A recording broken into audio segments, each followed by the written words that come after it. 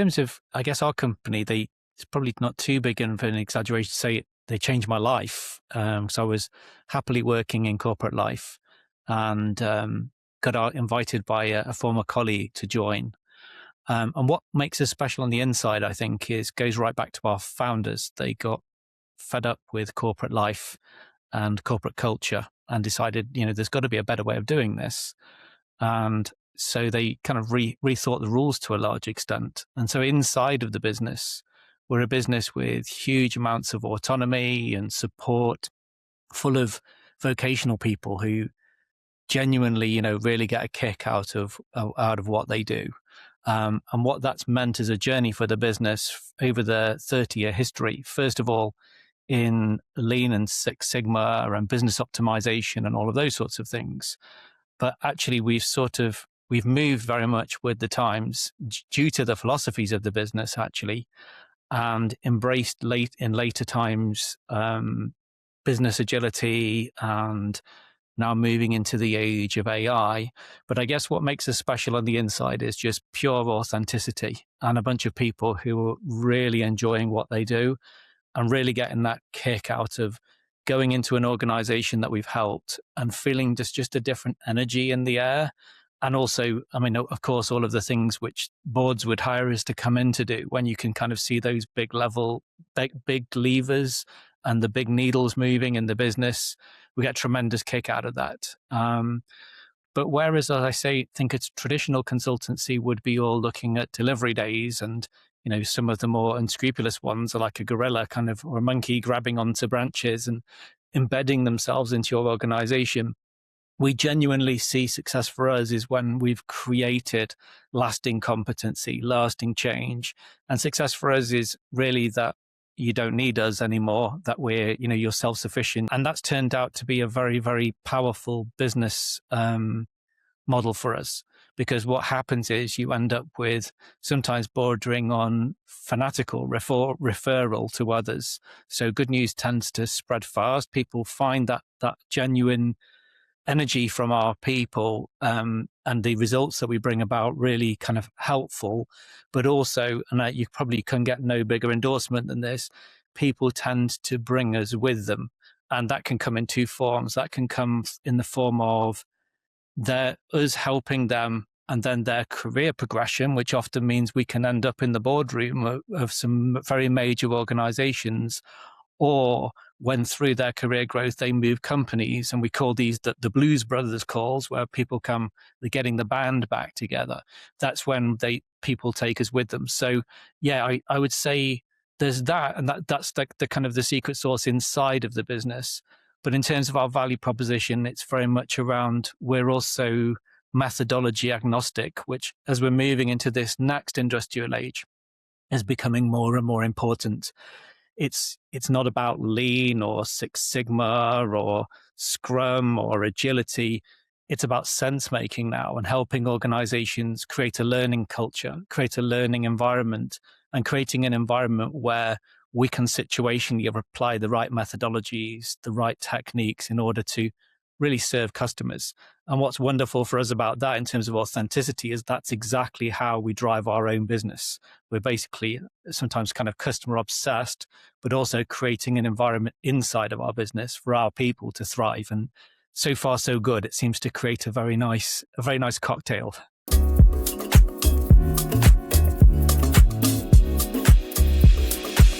The authenticity is actually, that's something in ourselves that we live and breathe, and hopefully is a little bit infectious on our clients, because part of what we do is build a belief that things can be done differently and that can be done better. And they can see us living and breathing the values we espouse. But actually that authenticity is utterly critical if you're going to build a 21st century organization, which has all of the kind of the motivational aspects and the able to think and behave differently in order to deal with this new age that we're moving into. We did some work inside of the business last year around kind of who are we. It was a fantastic session, actually. We were drawing and we were using visual thinking to bring it to life. But that was one thing that just emerged out of the work everybody was drawing, was this we're incredibly authentic people. Melissa Wright, one of our directors, put it really nicely recently. She said, we're kind of all about leaving the world better than we found it. That's what we do. and it's that's a very uplifting thing to do for a living, right? That really gets you out of bed in the morning. Doesn't mean every day is easy. I mean, some of the work we do certainly at the top level of transformational change can be very painful, lots of bumps and bruises, but actually the buzz you get when you help get through the other side, and there's that different energy in the world, in the air. Yeah, that's can't really describe it, but it's an incredible feeling, and it kind of that's what probably authenticity means for us. We're kind of in it for the right reasons, but we're also, hope it's clear, we're also very tough business people. We're into creating those outcomes that the shareholders want, etc. But fortunately, I think we've hit upon something which means everybody wins. Customers winning because they're getting better outcomes. People in the business winning because there's a more fun places to work, places where we feel supported, where we're able to bring the very best of ourselves. And thankfully, the people in the boardroom and the investors and the shareholders or the government are happy because they're getting value for money. And we're kind of moving forward as a focused workforce, all kind of around the same mission and vision. So yeah, that's kind of it really in a nutshell for authenticity for us.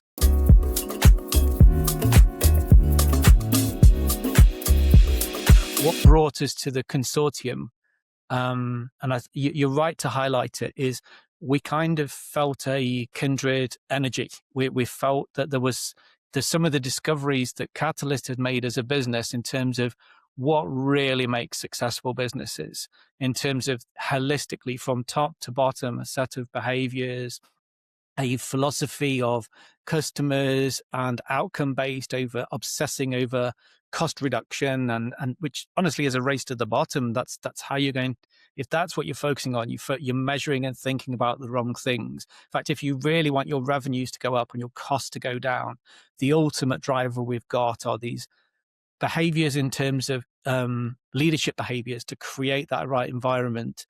And then it's about kind of measuring the right things. We work with the British Quality Foundation, with EFQM, with the Chartered Quality Institute. And in all of these partnerships, there's a shared kindred spirit of, we kind of know what it looks like when we get this right. And, and as I mentioned earlier, everybody wins when we get this right. And for me as a person, as an individual, what I recognized in the consortium is what I can only describe as grown up agile. I'd become quite frustrated with Scrum, beer and pizza meetups. What's almost like, I don't want to defend anyone, but almost like an adolescent attitude to business, and treating the senior leaders as the grown-ups, and we're you're creating fractures within business, and we're creating incoherent culture if we're doing that. This is not a counterculture that works against the business when we get it right. It's part of our organizational DNA. And so when I started talking to people in the consortium on an individual level, I was like, this is grown up agile. This is the kind of agile I've been doing, where we work with the CEO, with the CFO. But they're not our adversaries, they're our allies. And figuring out that really for this to work, it's not about just the people at the bottom, because what you're creating then is almost like a terrorist organization, a sub-organization. What we're creating top to bottom is coherence. And often it's the people at the top who often need the most help from us in terms of skills, in terms of growth mindset, in terms of psychological safety, in terms of our own behaviors, our own, what I can only describe as high performance behaviors. Yeah, we just saw tremendous synergy between our organization and the Agile Business Consortium. And more recently, we've been really working hard with bringing together some of our partners as well, because as the word's moving, we're starting to get a coherence and a convergence in terms of all of this thinking. Because once we've created the right environment, once we are working on the right work, our next job is to use the right technique. And that's where we need our business agility. And so, yeah, what we're seeing is a strong confluence or convergence of all of these different techniques. But what underpins it all is the learning organization, the culture, the behaviors.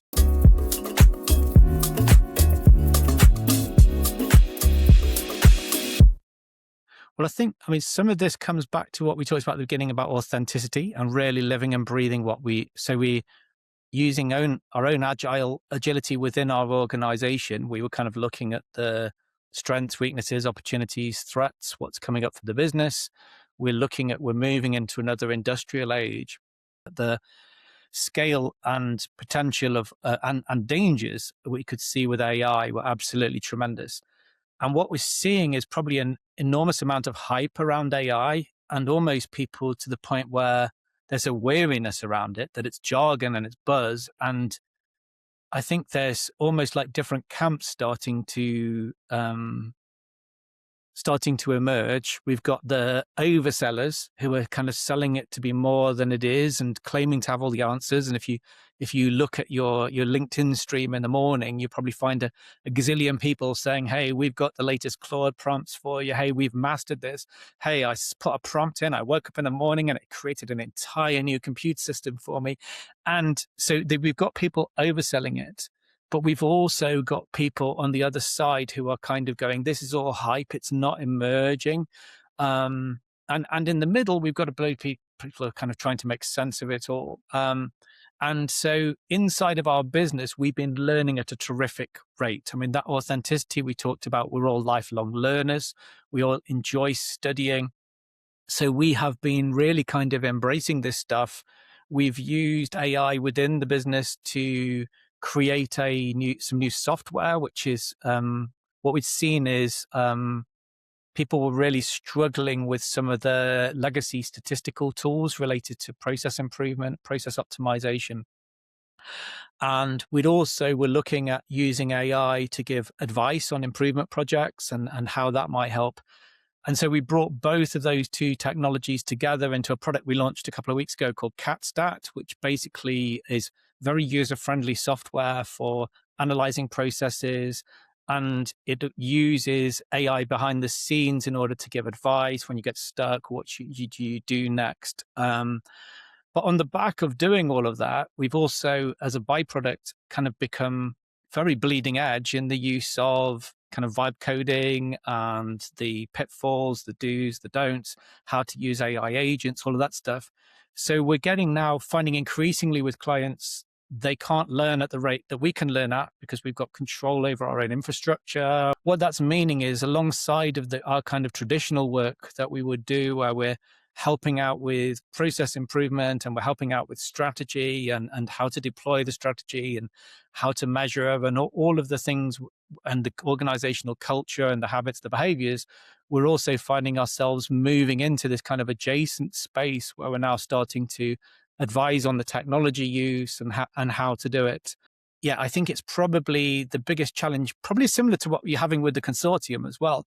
We've got the answer to a lot of these puzzles in what we teach in business agility and organizational culture and growth mindset and the psychological safety we create and the outcome based and the experimentation, the autonomy, the self-organizing teams, and right. But I don't think the world recognizes that we've already got the answers to some of these puzzles. And so, yeah, probably one of our biggest challenges alongside the consortium is really how do you market all of that? People who know us, who work with us, can see we have those competencies. And through the trust that we build with clients that, they're prepared to work with us. I don't know how you go out and market that stuff. It's probably our biggest challenge. But nonetheless, we seem to grow these opportunities organically anyway through the work as a side effect of the work we're already doing. You've still got a business model to look after. How do you market all of that stuff so it stays coherent? But what a time to be alive, though, is what I always say. It's like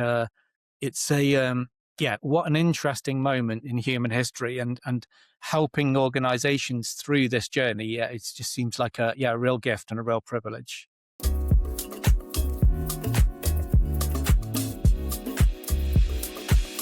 I mean, if I look at our traditional business, probably the most obvious one is that lean is all about cost reduction.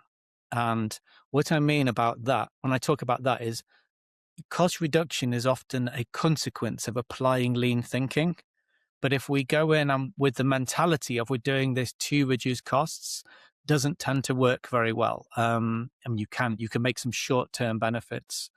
But I think probably what's happening is that mentality is now extrapolating out into the technology space. We talk about this in the white paper that we published through the consortium recently. We talk about the random acts of AI, right? But this is where it isn't a coherent strategy. It's there to earn a fast buck.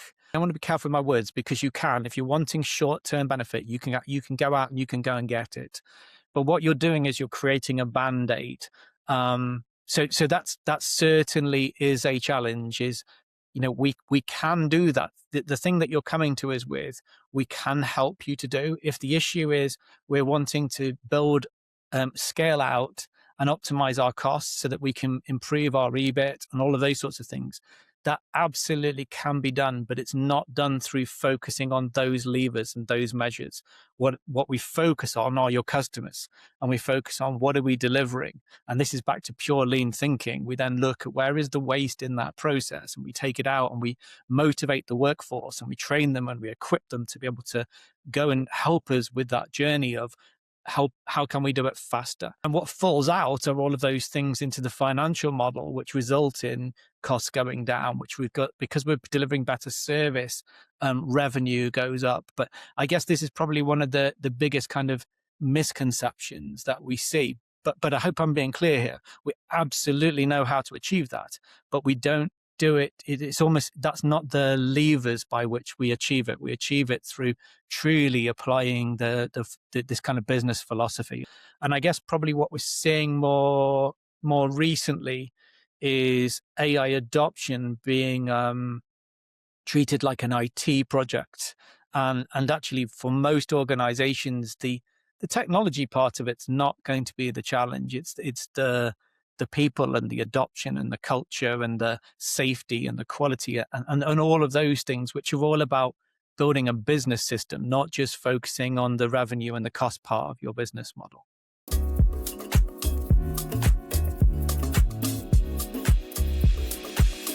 We're at a very exciting moment in the history of the business, because what we're seeing across all of the things I just described is we're seeing really a kind of a sea of opportunity, and the kind of the DNA of us is putting us in an amazing position for what comes next. There's been no grand plan up to this point, but we have kind of found ourselves in a very privileged spot. What's next for us is it really sort of splits out into two directions there. There's continuing to develop this next gen technology, which enables people, if they want to use traditional methods to improve their processes, they can do it, but also will be a very powerful tool to help them with AI adoption and how to optimize existing processes and value streams. Already in the software now, if you put a process map in, it will advise you where there are automation opportunities, where there are opportunities to use AI agents. When you're going through when you're analyzing your process, one of the things that's always frustrated us is how using the measures and using the methodology is not that difficult. It's not like it's a degree in maths required. But people get put off of it. There's kind of like a block that happens at school sometimes. And so people don't really kind of harness the full power of what these methodologies bring. What we've been able to do is unlock that to some degree, where the AI works alongside you as your companion and makes that accessible to everybody. So we're incredibly excited by that. I think, what we've delivered to the market right now is already groundbreaking. If you're listening and you'd like to try it, get on our website, catstat.com. You can get yourself a free trial of it, and you can start to get a sense of what we're talking about. But the other side of this, in terms of what's next for us, is really kind of using our deep competency in terms of how to holistically help organizations with transformation. Is that it's an industrial revolution, and we are right at the beginning of it. So we feel like we're going to be in a really good place to help organizations through that transition, to help equip the people with the skills that they need. And then as a byproduct of what we've been doing with the technology development, we've also developed the wherewithal and evolving competency in terms of how to use AI in order to create digital products and do it safely. We're already working with clients, helping to advise them, helping them on how to use their agile methods, their DevOps, the building quality into the process, Pokeokes, and building all of the culture and infrastructure to really be able to leverage the benefit of these technologies. So as you can tell, it's a incredibly exciting time for our business, and actually could even move into being more than one company the way things are headed. But very, very exciting times. And if you're listening and you'd like some help, please do give us a call. We can whether it's culture, leadership, behaviors, your strategy, your mission and your vision, or if it's really at this other end where you're seeing this industrial revolution coming and you just want some help with how to make sense of it and how to make sure that you can invest wisely and go about these things in the right way, then we'd love to hear from you. And if you're interested in the impact of the of the AI revolution and how this all mixes with business agility, I'd certainly recommend giving the AI white paper that we recently published a read, because it kind of really contextualizes what's happening and how important really that we adopt a human first approach to the adoption of this technology.